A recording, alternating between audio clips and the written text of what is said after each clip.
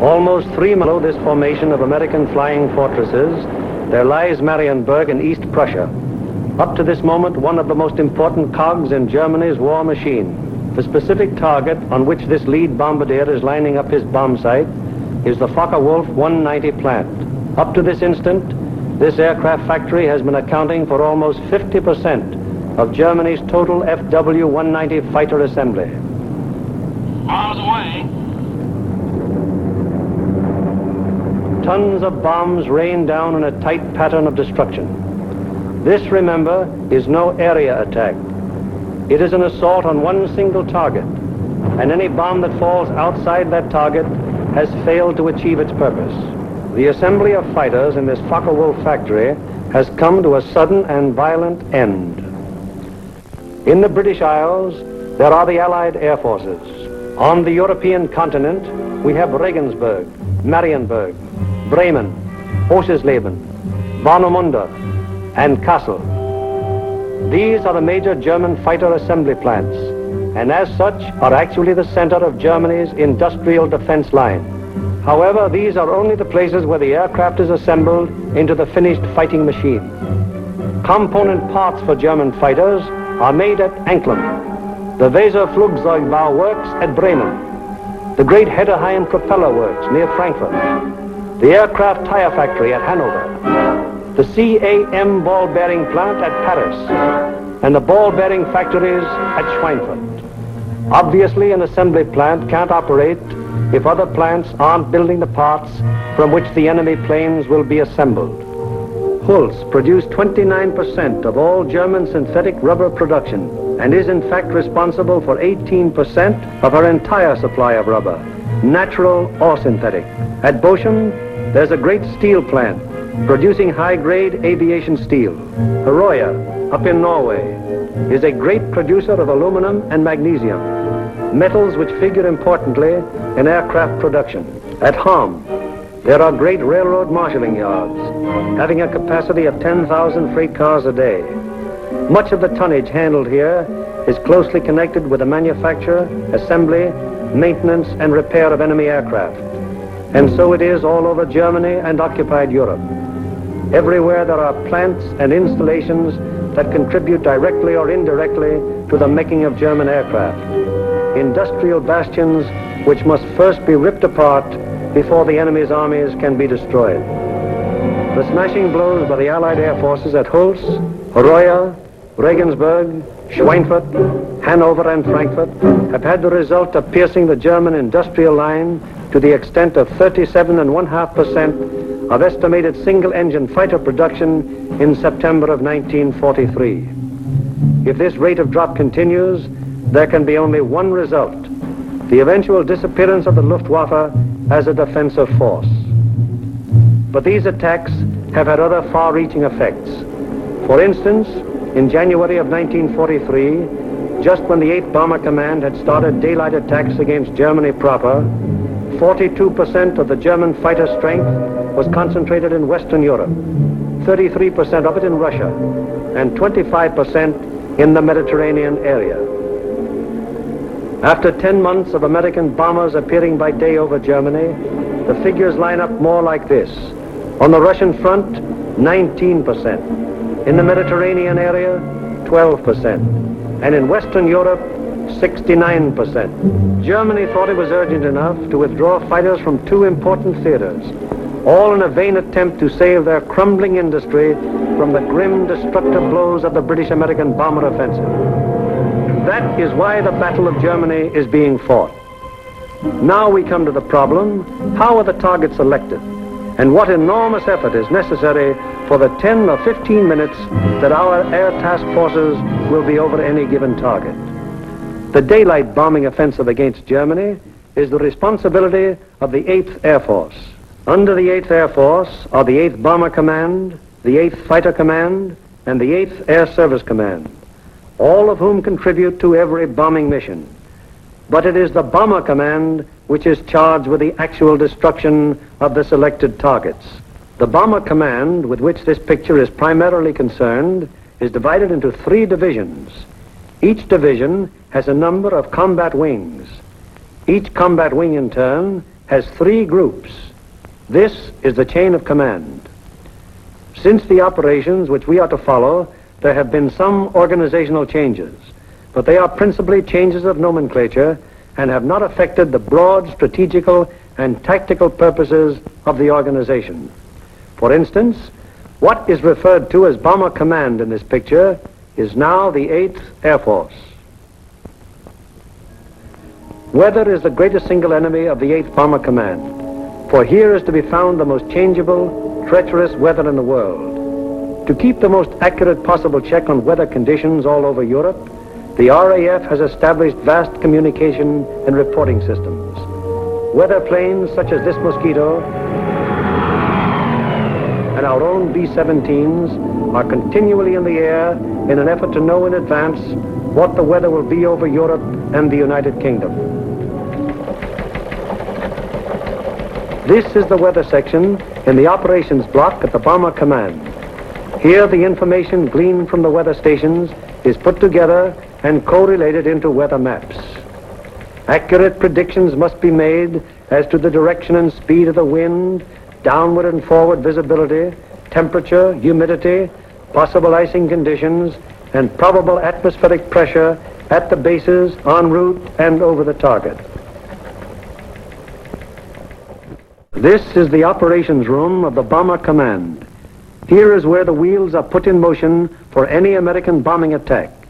Right now, the officers you see are waiting for the commanding general's morning conference. They are the A3, or operations officer, the operational intelligence officer, a weather officer, and other members of the staff. What's the weather prospects today, Major? It looks like most of Germany will be pretty good, sir. But we have a warm front approaching from down here, which we do not expect to affect the bases until late in the evening. How's the weather at Anklam? At Anklam, sir, we expect 2 to 5 tenths of low cloud and small amounts of middle and high cloud above 18,000 feet. Visibility 6 to 8 miles. How about Marienburg? At Marienburg, 2 to 4 tenths of low cloud, little or no middle or high cloud. Visibility 6 to 8 miles. What will it be at Danzig and Gdynia? At Danzig and Gdynia, sir, 2 to 5 tenths of low cloud, 2 to 4 tenths of high cloud above 23,000 feet. Visibility in there about 5 miles, sir. All right, Marienburg, the Focke-Wulf factory. Yes, sir.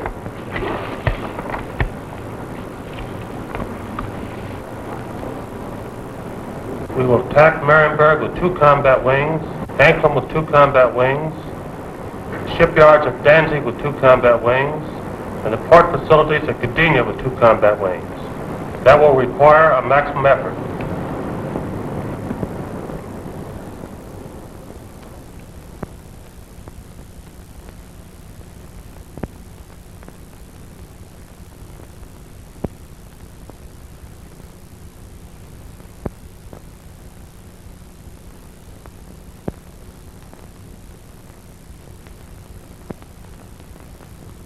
Now the various specialist officers then go into action.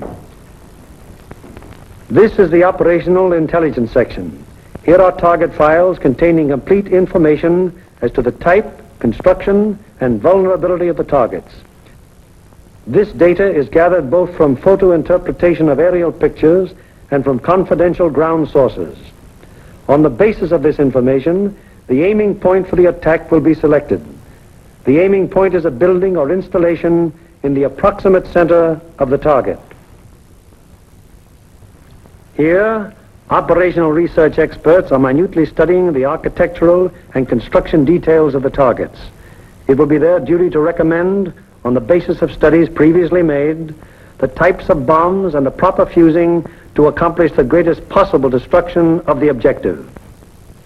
These studies of the Arado factory at Anklam are immensely important, since the nose and tail fuses of a bomb can be adjusted to give varying degrees of delay between the time of initial impact and the explosion. For example, an improperly fused bomb would react something like this.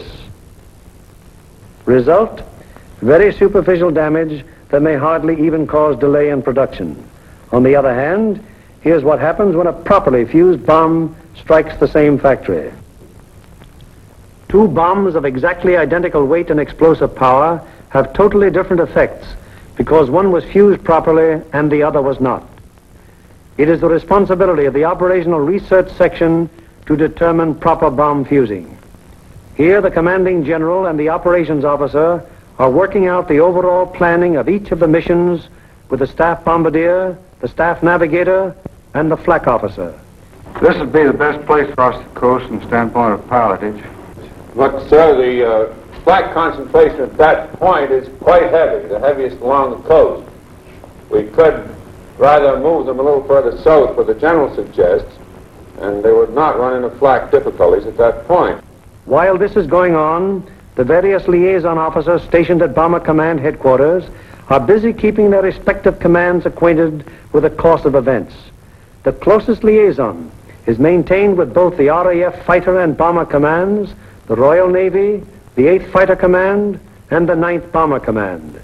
It is through these liaison officers that requests will be made for the necessary fighter support, diversionary effort by the medium bombers, air-sea rescue patrols, and so on. Officers at Fighter Command immediately look up plan number 2340. The 9th Air Force is informed that Bomber Command intends to lay on plan number 2340. It will be the duty of the mediums to attack enemy airfields at a time that will cause maximum interference with German attempts to intercept the heavy bombers. Right now, weather officers are getting ready their forecast for the General's late afternoon conference where final decisions will be made. Right in there as planned. Yes, your morning's forecast still holds? Yes, sir, there's practically no change in the situation, and we still expect the base weather to hold up for return. Send out the field order exactly as planned. Get me the 1st, 2nd, and 3rd divisions on a conference call, please. All ready with your conference call. Go ahead, please. Can you scramble? Okay. Over. Okay, over. Over. Okay, there's a mission tomorrow. Maximum effort with 5 task forces.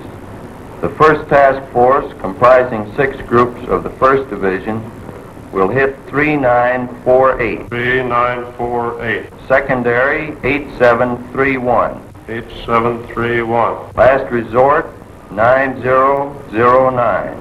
9009. The second task force, comprising 5 groups of the 3rd Division. The field order now goes over the teletype to all interested units and command. The first step has been taken in the sequence of events that will finally result in bringing our planes over the targets and discharging their bomb loads. Command has conceived the mission and laid out general plans and routes. Division now plans in detail what command has ordered. The actual time of assembly of the various task forces is determined. The combat wings are assigned to their specific task forces, and the routes from assembly to rendezvous points and the target are charted. Many considerations go into the selection of the routes. Here is the commanding general of the 1st Division, which you will remember has 2 targets for tomorrow, Anklam and Gdynia. Control point here at 0 hour. Another control point here for the northern unit, 0 plus 40 minutes. The other friend From that timing, where will that put our northern force at the time that our southern force hits the IP?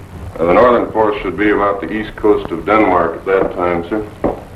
It looks like we're going to catch all the fighters on the southern force, aren't we? Looks very much that way, sir. Well, I think we'd better bend that route around so it's headed toward Berlin. If we can pin those German fighters down in Berlin until we can get started home, they'll never catch us. At the 2nd Division, the target for tomorrow is Danzig. Danzig, eh? That's fine. How many ships will we have tomorrow? Well, sir, if you recall, General, on our last mission we had heavy battle damage, and not all those aircraft are repaired yet. Call up the wing commanders and have them put pressure on the groups to get their maintenance crews to work on these ships tonight and get every possible airplane on the line in the morning. The 3rd Division, which will have for its targets Marienburg and Gdynia. Defenses at the target.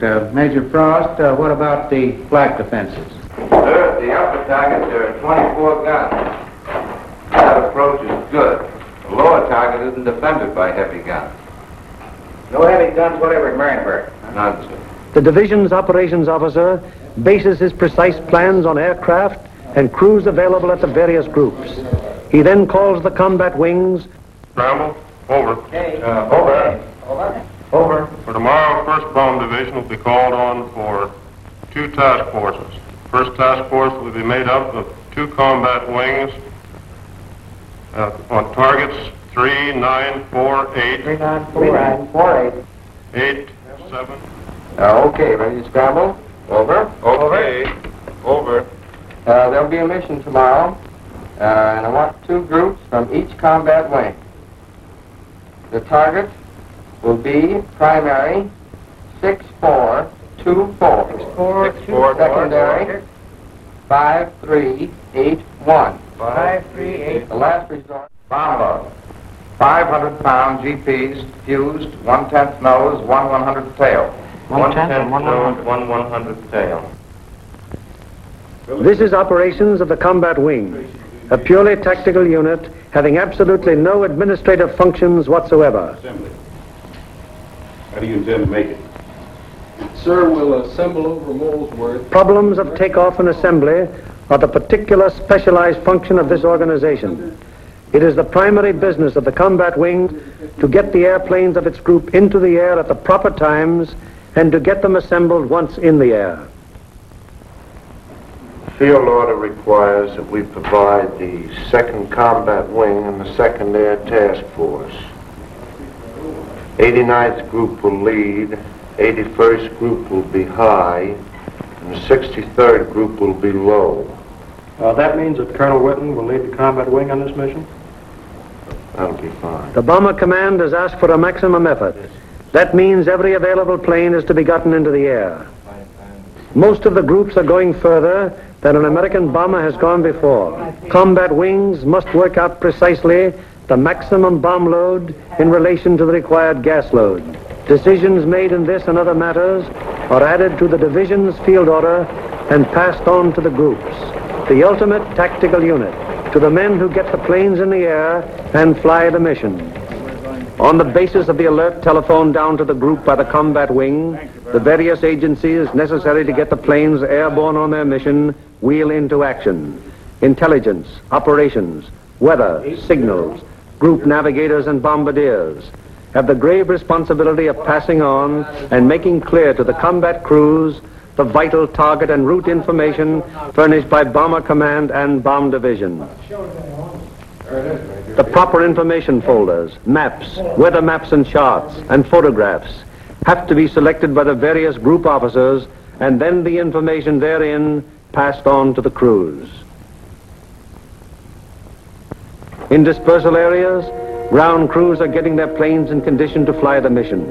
The normal work of keeping an airplane fit for operation is enormous, even in peacetime. When you add to this already great job the element of battle damage, the problem becomes gigantic.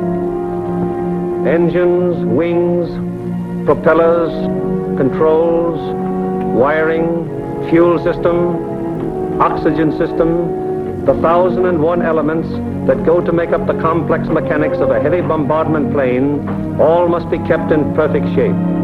The failure of any one of them on a mission can easily mean the loss of the plane and its personnel, or at best, such a failure will cause the plane to abort, that is, return to its base without having reached the target. It was originally estimated that about 37.5% of planes on hand would be effective at one time. However, the maintenance and repair has been so magnificently performed that sometimes up to 50% of planes on hand have been effective.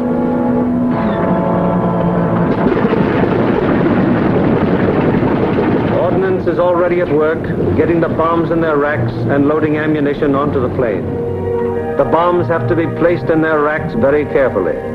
One bomb sticking in its rack through careless placement might make a whole mission useless so far as that individual plane goes.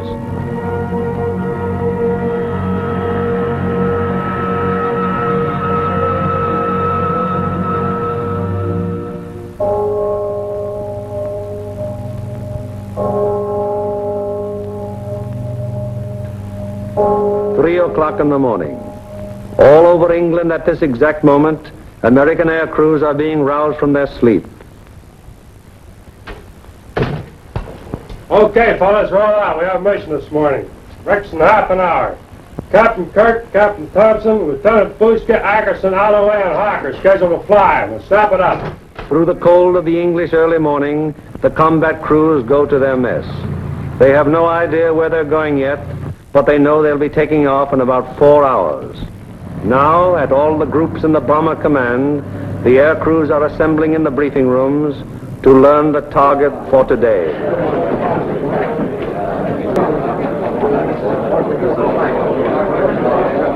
This is the briefing room of the 303rd Group. Here in a few minutes, the nature, locale, and route of today's mission will be made known to the men who fly it.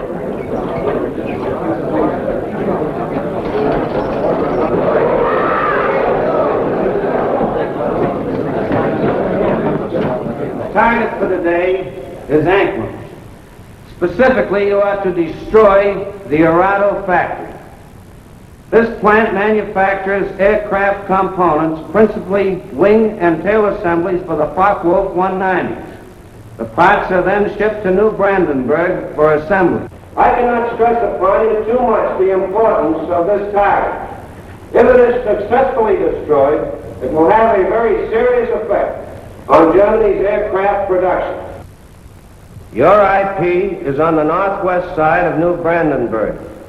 Your heading on your run-up will be 45 degrees true. Immediately after your turn, you have an aerodrome on your right, almost directly north of the town. You should be able to pick out Friedland, 6 miles to your right and halfway between your IP and the target. Along this route, you should be able to see the main line railroad and the main road.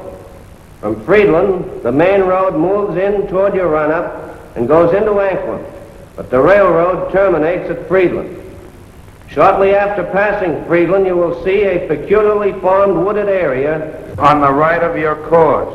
From here, pick out the aerodrome slightly southwest of the city and the intersection of the main railroad and the Peene River just outside of the town to the north. Your target is across the railroad, beyond the town, in the area formed by the bend of the river. This group of buildings here is your target. This building will be the aiming point. If your bomb pattern is concentrated in this area, it should very effectively knock out the factory. We'll bomb from an altitude of 13,000 feet. We feel that this low altitude will be equalized by the element of surprise which is with us, and it should ensure a thorough and complete finding of the target. Another task force is hitting the FW-190 assembly plant at Marienburg. If the two missions are successful, 65% of Jerry's remaining FW-190 production and assembly facilities will be destroyed. At the 384th, Other forces are attacking submarine yards, aircraft assembly plants, and units of the German fleet at Danzig and Gdynia. If these attacks succeed, they will destroy 13.5% of Germany's remaining U-boat construction and will destroy or immobilize a large section of the German Navy. The overall result of all 4 attacks will be to show the Hun that his efforts to protect his key industries by moving them to the east will be unsuccessful. It will show him that we will seek out his industry and destroy it wherever he places it. at the 351st, the intelligence briefing is completed. Your secondary target this morning is the Airforce at Takeoff. This contains a Focke-Wulf assembly plant, a bombardier school, and you'll love this. It's the country club of the German Air Force. Should you be unable to bomb either of those 2 targets, then in that case, you will attempt to bomb the last resort target, which is the Hankel assembly plant at Rostov. This is the only complete Hankel unit in North Germany. It should be easily identified by the airfield adjoining, which has 6 intersecting runways running from 1,000 to 1,600 yards, and they're full of nice, fat, juicy Hankels. A weather officer briefs the crews of the 305th Group going to Gdynia. The synoptic situation today is this. We have a high-pressure system centered over northwest Europe, up here near Finland, extending southwestward down across the British Isles, causing an influx of south and southwesterly air going up in this direction. Hence, causing at takeoff time, there will be 0 to 3/10 low clouds, also a layer of high clouds above 23,000 feet, 4 to 6/10 in amount, also a middle layer of clouds in there. A flak officer briefs the 389th Group of the 2nd Division going to Danzig. Gentlemen, this morning, because we are going to cross the Danish coast at such a relatively low altitude, we've planned the route so as to avoid as much flak as possible. At any rate, any flak that you do encounter will be merely a deterrent in nature. However, you can expect heavy flak batteries at a place where we make landfall here at Namindagab, about a mile south of course. Also, there are known to be other heavy batteries 8 miles south of course there on the coast at Hen. Other batteries are known to be located here at Korsor, 20 miles south of course, on the island. An operations officer briefs the crews of the 94th Group of the 3rd Division. This group is leading a formation to Mariensburg today. The 80th will be high group and the 764th will be low group. Bomb load of each ship will be 3 1,000-pounders, use 1/10 nose and 1/100. Now to the 95th Group. B-26s will be hitting the Lille area and the lowland at approximately 0 hour minus 40 minutes. One group of P-47s will strike the Warden area and join us for escort on the way out, joining us at approximately this point here. All other forces... At the 100th, the operations briefing is completed. Fly loose formation today with groups echelon to the right until a point 75 miles from the enemy coast. Normal combat wing formation will be assumed. For visibility, everybody use Aldous lamp. The Royal Navy will be out patrolling the sea routes, so any crews that have to ditch will probably be rescued very quickly. Men, the going's going to be rough. You're going to have to blow your necks in there and stay in there and pitch every minute. Now, gentlemen, this is the type of target you don't want to have to go back after the second time. If you fly a good, tight formation, get a good, dense pattern on that target, we won't have to. This Anklin crowd down here may pull most of the fighters off of us. However, that's just a guess. So particularly for you gunners, you've got to be on the ball from the Danish coast onto the target. Flak will be heavy, probably accurate, but you've been through worse before. Remember that your biggest enemy is still the single-engine fighter plane. Now, you bombardiers, take your time in going in on your releases. And don't allow the flak to worry you. It's merely to break up your formation. Now, if you get in any trouble up in this area, remember you can always board Sweden. Get on, it's a neutral country. And it's close over there. Could be rough. I don't think it'll be too bad. And whether it's easy or rough, I'll be sitting out in front, taking the whole works in. The main briefing over, the pilots, navigators, bombardiers, radio operators, gunners receive separate specialized briefings. These briefings are very technical and very thorough, and are held so that every member of the combat crew will understand exactly what he can expect and what is expected of him. Any lack of thoroughness here might very well result in the failure of a mission. As dawn breaks over the English countryside, it finds the ground crews still working grimly in an effort to get every plane in the air that is scheduled to be dispatched.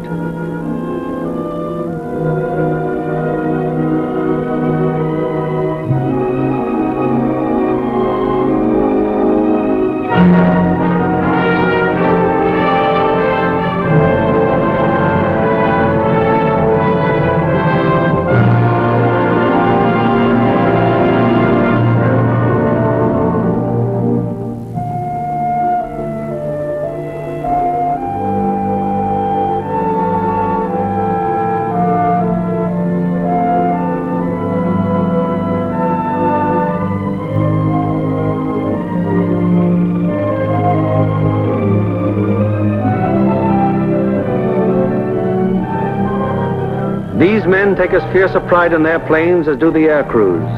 To each of them, it is a personal tragedy, reflecting in some way on their capabilities when their airplane is forced to turn back without having completed its mission, or when they have been unable to get an expected plane ready in time for a mission. It's getting on to the time when the combat crews go to their planes. Here they are in the crew room, putting on their flying clothes. Clothes and equipment especially constructed to ward off the intense sub-zero cold which they will encounter so shortly. All aircrew members receive escape kits containing equipment that will help them get back to safety if they are forced down in Germany or in occupied territory. The pilots, co-pilots, navigators and bombardiers are also issued battle folders containing the maps which will be of such vital importance to them in the prosecution of the mission. The men turn in all personal papers and valuables which might serve to give the enemy information in case of capture.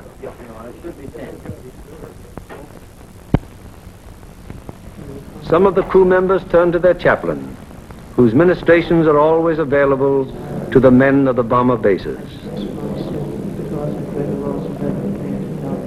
Most of all is the infinite being of God, for all who are concerned with all my love. I firmly resolve with the help of my gracious sister to confess my sins through penance to commend my life. Amen. Misericorde restano potentia et misericors Christus pericabos ad vitam aeternam. Amen. Indulgentiam absolutionem mission pedicum restano.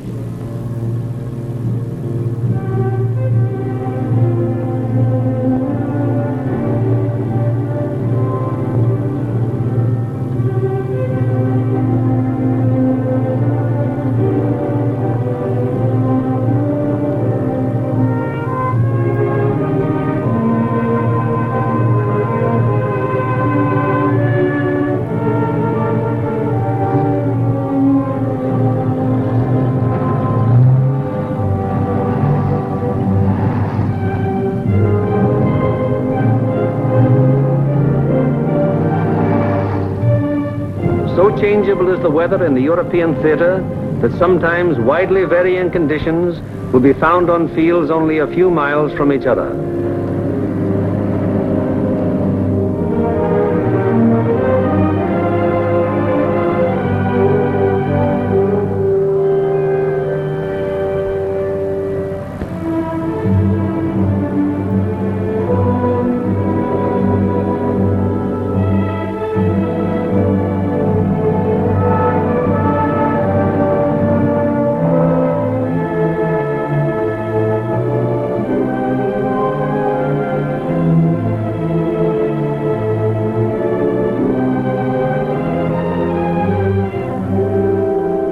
And now the last briefing of all, the final intimate conference around each airplane as the pilots recheck the details of the mission with their crews.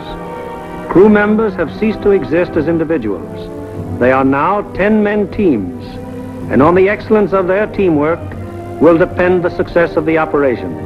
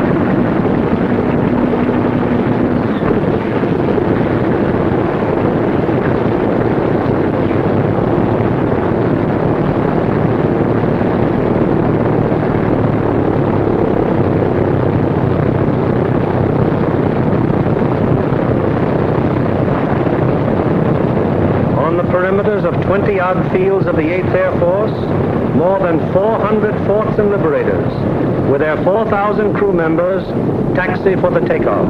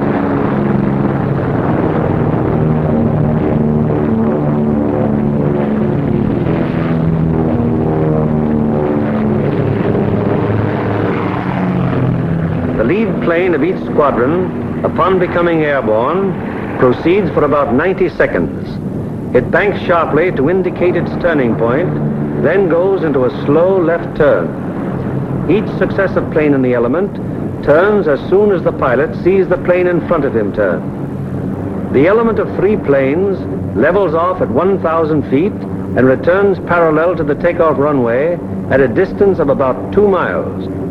Here the elements start to assemble into squadrons of 6. Continuing to circle the field, the squadrons then go to 2,000 feet, where the group assembly takes place. This accomplished, the group now moves on to the combat wing assembly point. Here is how the group stacks up from the side. The group has a depth of 850 feet. This is how the group looks from above. In the lead squadron, the second element is flown with the nose of the leader slightly behind and to the right of the right-wing aircraft, first element. The lead plane of the high squadron flies even with the lead plane, second element, lead squadron. The second element of the high squadron flies with the leader's nose just behind and to the left of the left-wing aircraft, first element. Here is the group as an enemy fighter pilot sees it, from head on. The first element of the lead squadron is stacked high left and low right. The first element of the low squadron is stacked high right and low left. Likewise, the first element of the high squadron is stacked high right and low left. All second elements are flown low. The second element of the lead squadron is stacked high left and low right. The second elements of the high and low squadrons are stacked high right and low left. Experience has shown that this arrangement of the group brings to bear on attacking fighters the greatest possible amount of firepower by utilizing to fullest advantage the field of fire of each gun in the formation. Again, it is proved to be the most maneuverable formation from which to execute the primary and all-important purpose of the mission, the dropping of the bomb loads on a precise target. Obviously, it would be desirable to stack as many bombing planes as possible in one defensive formation. However, it has been found that the largest practical defensive formation is the combat wing of 3 groups. Any formation of aircraft larger than this becomes unwieldy. This force has a depth of 3,000 feet. The nose of the lead aircraft of the low group is aligned with the tail and slightly to the left of the rearmost aircraft of the lead element, lead squadron, lead group. The nose of the lead aircraft of the high group is aligned with the tail of the rearmost aircraft of the lead element, lead squadron, lead group. The combat wing having been assembled, they now move on to make rendezvous with the rest of the task force. In this case, another combat wing.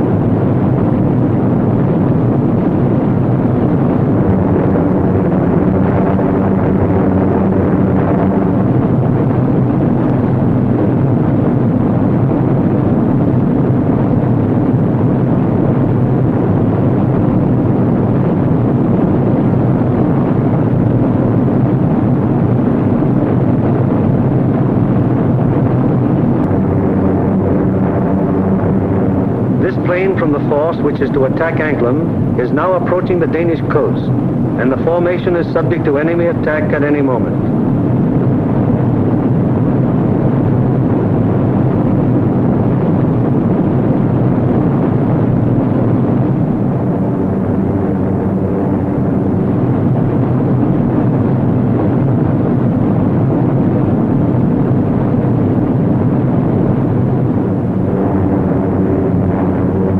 It is now 10:30 hours, and Denmark has been penetrated to some distance without any great opposition as yet. So far, there has been only some light and inaccurate flak at the coastline. Some flank guns have opened up on us.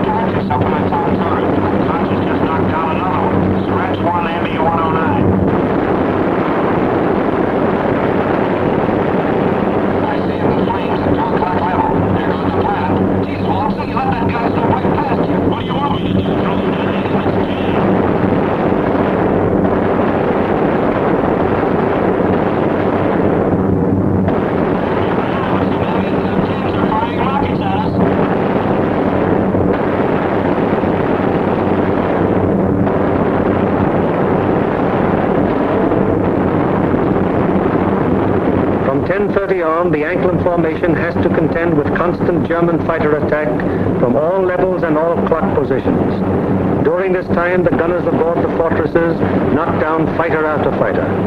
However, the gunnery of the forts, no matter how sensational it may be, is only to ensure the successful performance of the mission. It is not the job or purpose of forts or liberators to seek out action with enemy fighters. They merely defend themselves against enemy fighter attack so that they can destroy their target and bring their crews back safely to their home bases.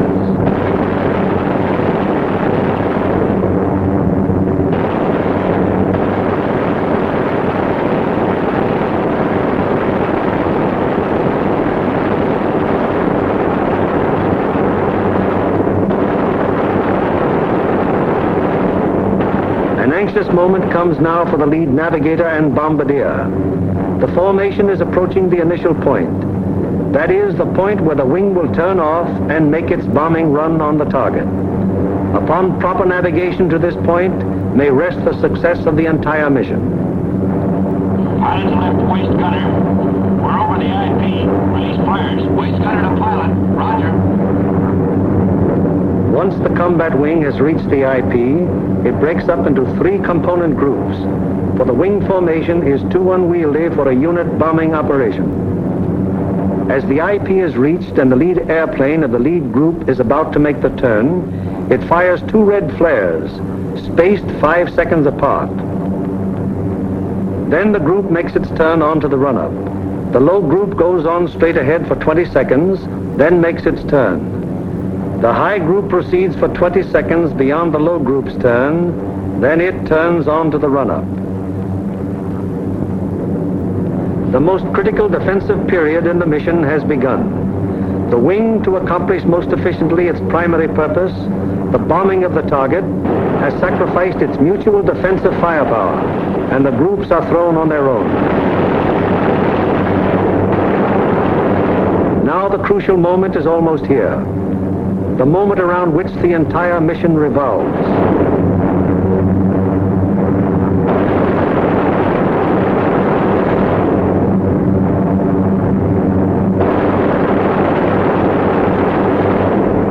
Pilot to bombardier. Your ship. Bombardier to pilot. Roger. Bombardier to crew. Bombay doors open. Radio operator, camera on.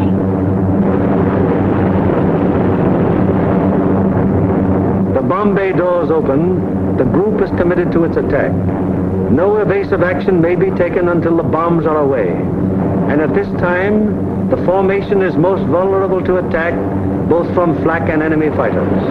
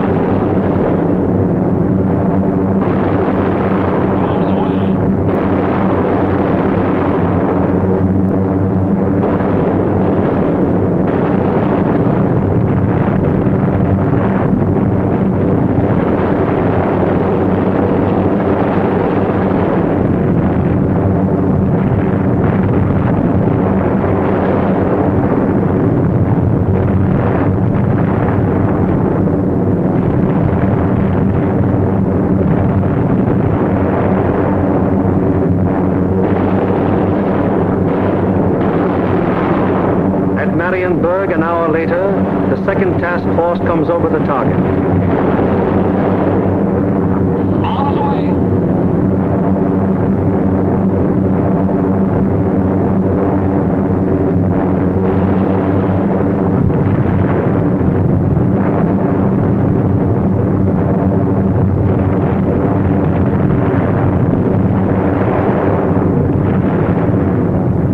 third task force comes over its target at Danzig. Bombs away.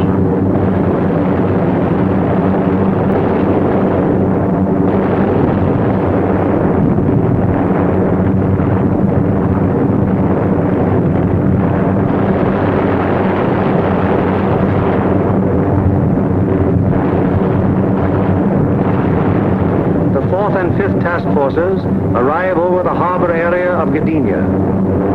Bombs away.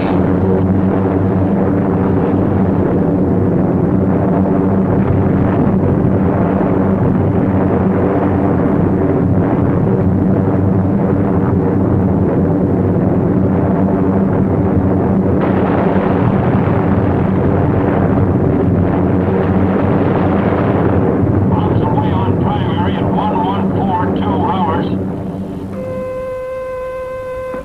Yes. Sir, in addition to Anklin, which was attacked at 11:51, Marysburg was attacked at 13:05.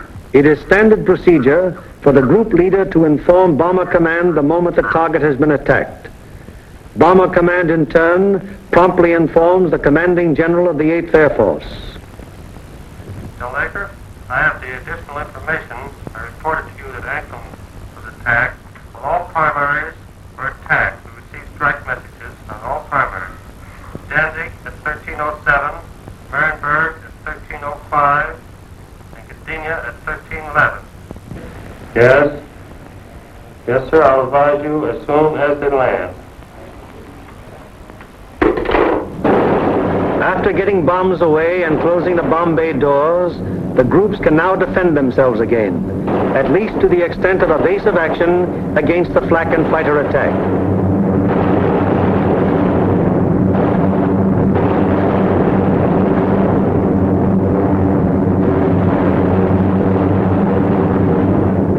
The lead group flies a straight course for 15 seconds before turning off to the rally point. The lead group then proceeds to the rally point at an indicated airspeed of 155 miles per hour, making S-turns meanwhile to permit the trailing groups to catch up. The lead group crosses the rally point at a height 1,000 feet lower than bombing altitude. The succeeding groups will close with the lead group as quickly as possible to regain the defensive combat wing formation. The following groups need not necessarily pass exactly over the rally point in regaining wing formation. In the meanwhile, the Marauders take off to fulfill their part in the day's operation.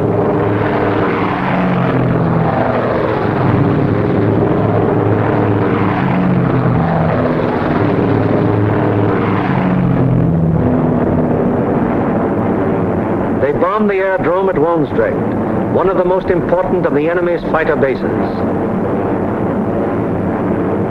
This blow by the medium bombers is timed so as to provide the maximum interference with the enemy's capacity to intercept our withdrawing heavy bombers. Last off are the fighters.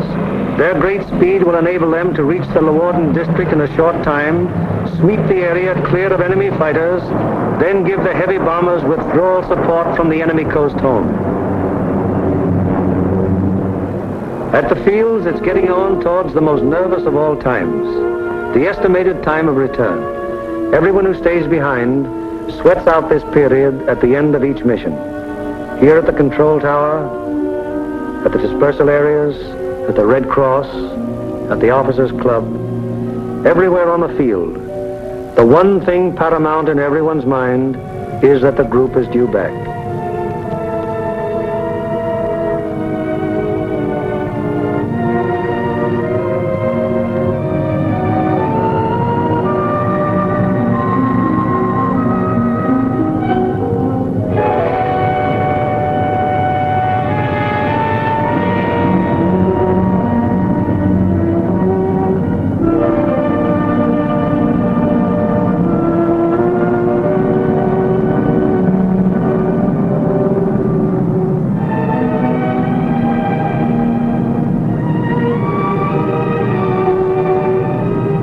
Went out to attack the target. How many have returned? 1, 2, 3, 4, 5, 15, 17, 18. 18 dispatched, 18 returned. 23 dispatched.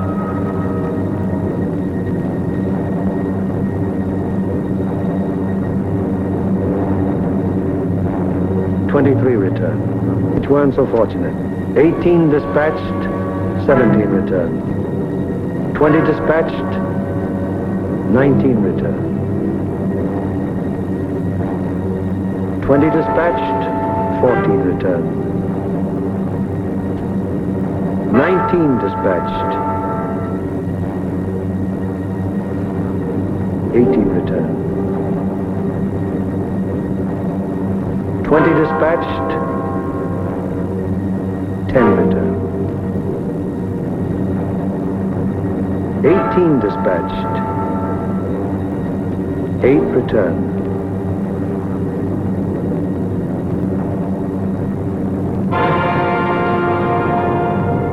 Flares dropped from aircraft signal the presence of wounded aboard. These airplanes are given priority in landing.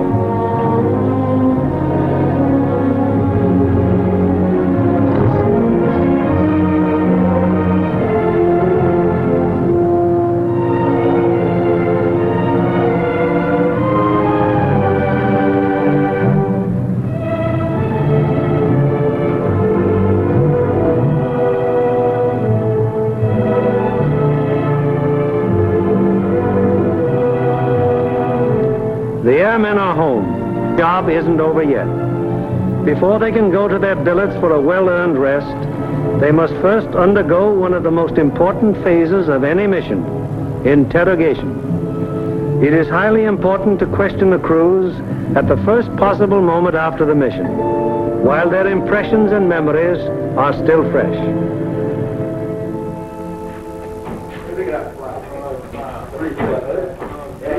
Crews who have anything of immediate importance to report go at once to the hot newsroom. Hello, boys. How are they? Well, kind of long, not too rough. Best bombing job we've ever done. Good, good. Somebody in trouble? Yeah, we saw one B-17 go down there just before we made landfall. Where was that? Well, that was at 5240 north. 5240, yes. 1 degree, 50 minutes east. 0150 east. Yes, and what time was that? That was at 1524. And was that a G-fix? That was a G-fix, yes. And we had the radio operator get on the MFDF section. He sent in the coordinates of the fix. Good. And I had my radio operator turn on his IFF to emergency when we saw it go down. Okay. And what happened? Well, the ship went down, apparently under control, and saw it hit the water. Yes, I was looking through the glasses, and I saw 2 dinghies come out, and 10 men, apparently all okay. Good. And what altitude were you? We were at 5,000 feet at the time. Okay, anything else? No, settle up for a cup of coffee. It's waiting for you, boy. Okay. Thank you.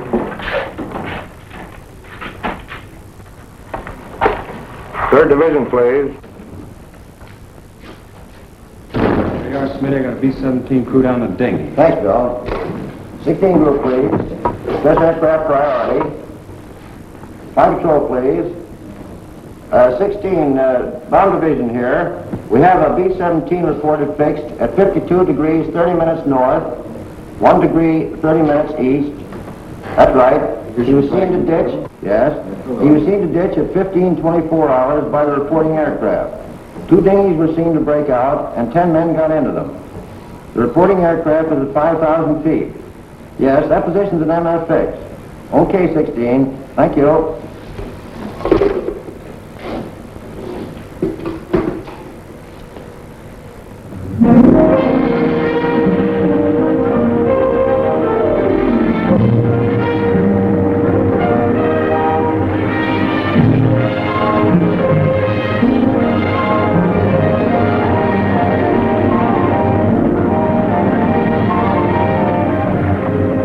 In one way or another, scores of our crews are saved by air-sea rescue from the English Channel and the North Sea and returned to combat service. Aside from human values, a trained fortress crew is even more valuable than the plane they man, and the work of the air-sea rescue unit has been of enormous value to the 8th Air Force. The hungry crews are fed enough to hold them until they can be interrogated and get to their regular chow. These men are from the groups that went to Anklam. What time did you go over the target? At 11:43 hours. We went in at 12,000 feet. Did you get your bombs on the target? Yeah. What about enemy fighter opposition? Well, that's something we consider not discussed. Really? Well, let's get some of the details. Where did it begin, Paul? Well, they first jumped us at 10:30 there just off the Danish coast. And how long did the attack continue? They stayed with us. Enemy aircraft did you encounter? Well, from what I could see from the tail, they threw the book at us. FW-19s, ME-109s, 110s, 210s. Pressing home their attacks from 300 to 400 yards. Would you characterize these attacks as determined? Brother, you can say that again. No, I think those guys are really trying to shoot us down. I wouldn't be surprised. How would you describe the enemy fighter attack target right up we talking about? Fellas, notice any distinctive markings on the enemy aircraft? Yeah. Oh, quite a few. So I got one destroyed and one probable. I knocked a 210 down right over the target. The plane exploded in the air. I got a burst at a 110, and it started down in flames. I couldn't see whether it went all the way down or not. We're under constant attack. Bombing results and enemy fighter reaction are only one phase of the interrogation. The enemy's anti-aircraft defenses, their concentration and their accuracy are also matters of great interest to the interrogators. The group of the 2nd Division, which went to Danzig. How would you describe the flak and route to the target? From the coast of the target, it was meager and inaccurate as to height and deflection. Over the target, it was still meager, but pretty accurate as to height and deflection. Did any of you notice anything unusual or peculiar about the flak burst? No, it looked like the same old black flak to me. What's the 6th we have seen her? Also valuable to the interrogator is any intelligence that might be picked up by the crews en route to or from the target. Such observations may be completely incidental to the mission, but can prove to be of great value at another time when another target is being attacked. Let's find out what the force attacking Marienburg discovered on their way to and from the target. This smoke screen at Danzig, where does that emanate from? Well, it looked like to me it was coming from off of floats and boats here with smudge spots on them, anchored just a little ways off the coast. Yeah, honey, they were shooting it up from the ground, too, and they get up so high and burst and mushroom out. Would you say it was effective? Well, we didn't pass right over the city itself, so we couldn't say definitely, but it looked like to me it'd be pretty doggone effective. Was all right? They were large rectangular buildings with red tops. Yeah, there were 2 rows of 4. 4 buildings each? Yes. Good deal. Now, you see anything else? As soon as interrogation of the men is finished, the interrogation forms are checked and general statistics on the group's part in the attack are compiled. All right, let's get going on this report. Okay. B, number of aircraft dispatched. 20. C, number of aircraft attacking the primary target. 20. Hello, I want the A2 duty desk. Hello, this is Norgan 492. Got flash teletype report for you. You ready? The organizational flow which we have observed throughout this picture has now begun to operate in reverse. Information obtained from the crews is evaluated in divisional critiques, conferences in which all responsible group and divisional officers carefully inspect the detailed record of the mission, discuss any failures that may have occurred, and plan to prevent their recurrence. After a particularly large or important operation, there will be a command critique, with the 8th Air Force Commanding General presiding. Here in the dark room, the strike photos of the targets brought back by the returning planes of the group are developed and printed with all possible speed, so that experts of Bomber Command can assess the damage done. Coming in from planes of every group participating in the various raids and interpreted and appraised by trained photo interpreters, these pictures will give Bomber Command an excellent idea as to exactly what parts of the various targets were hit and how severely. Here, as seen in these pictures taken the following day by photo reconnaissance planes, severe damage has been inflicted on all the major and most of the minor buildings of the Arado factory at Anklam. This is a strike photo showing how Danzig looked during the attack. Very extensive damage has been suffered in the harbor area. Here is an annotated PRU picture of Gdynia as it appeared after the attack. A near miss is seen on the liner Deutschland type. The transatlantic liner Stuttgart does not appear in this picture, although she was seen afire and in the hands of tugboats immediately after the attack, as these strike photos reveal. Aside from the Stuttgart, several ships in the South Basin have been sunk or damaged, including the liner Oceania.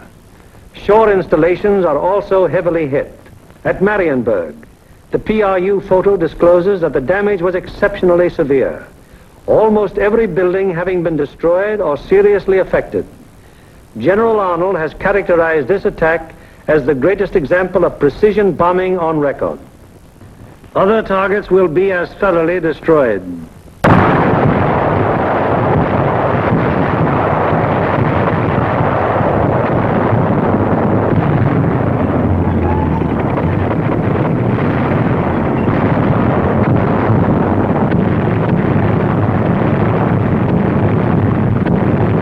Today, while the invasion armies are pressing the Battle of Europe, the Battle of Germany continues.